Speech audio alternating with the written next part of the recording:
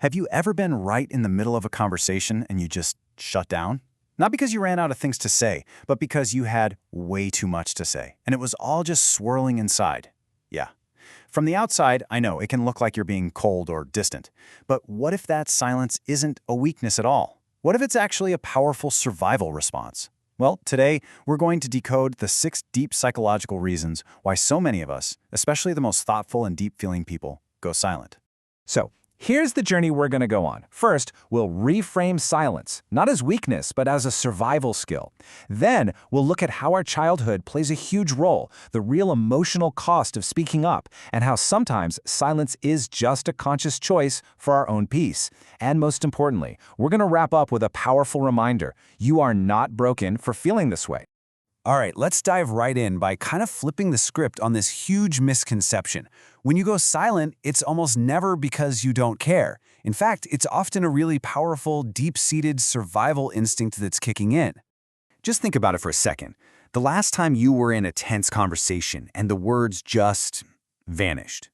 You probably wanted to speak, you might have had a million things you wanted to say, but the feeling was so overwhelming that you just couldn't get the words out. That feeling? That's exactly what we're talking about here. This right here, it just changes everything, doesn't it?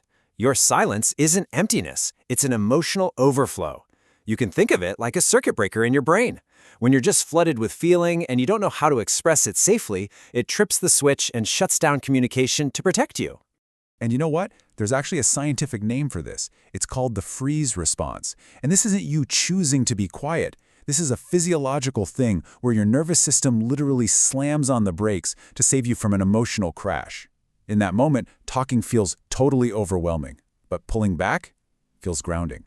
You know, we've all heard of fight or flight, right? That urge to argue back or just get out of there. Well, freeze is the third option that we often forget about. See, fight or flight is usually about escaping an external threat, but freezing, that's about managing an internal one, that massive wave of emotion.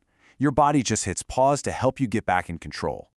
So the big question is, where does this response even come from? Well, for a lot of us, this is not a new pattern at all. It's a survival skill that we learned a long time ago, way back in childhood. The key idea here is something called emotional invalidation. This is basically what happens when, as a kid, you try to share how you feel.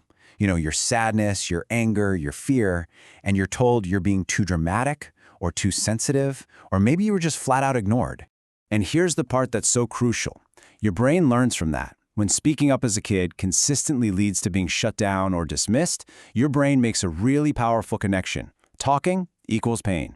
So fast forward to you as an adult, and that old program just runs on autopilot. Silence became your shield. Okay, so let's move from the past into the present. Sometimes we go silent because of a very real calculation we're making in that moment. We decide that speaking up is either way too dangerous or, honestly, just not worth the energy. A lot of people who go silent are hyper-aware of how much damage words can do. You know that in the heat of the moment, when emotions are running high, you might say something you can never, ever take back. So silence isn't avoidance in this case. It's actually a form of self-control. It's a deliberate choice to protect a relationship you really care about. This cycle probably looks pretty familiar to some of you. You don't start out silent. You try. Man, do you try. You explain yourself, you ask for small changes, you point out the patterns. But after you've had the exact same conversation for the 10th time with the exact same result, your brain starts to flag it as wasted energy. You pull back to protect your own sanity, because you already know how this story ends. All right, let's look inward for a minute.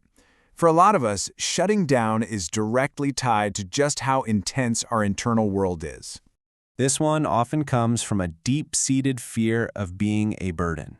Does that ring a bell? If you were the peacemaker or the easy kid growing up, this probably hits home. You worry that your feelings are just too heavy for other people to handle, so you carry the storm inside, truly believing that your silence is an act of kindness. For some people, a conversation is never just a conversation. If you're highly sensitive, your brain is like a supercomputer that's processing everything all at once. The tone of voice, the body language, what's not being said, it is mentally exhausting. You shut down not because you don't care, but because your emotional battery is completely drained, and you just need to recharge. And all of this leads us to a really crucial turning point.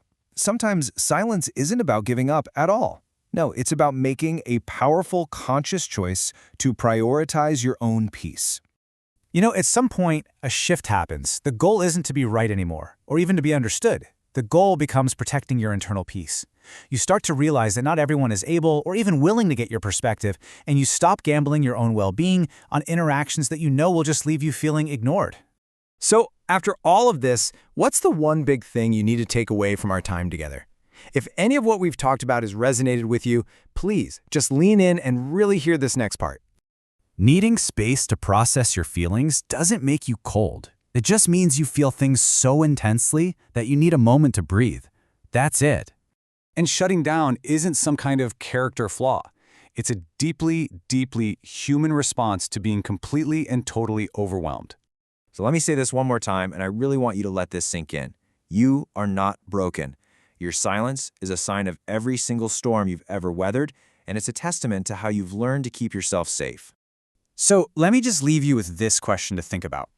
What if you started to see your silence not as some wall you're building to keep other people out, but as a sanctuary that you've built to keep yourself safe?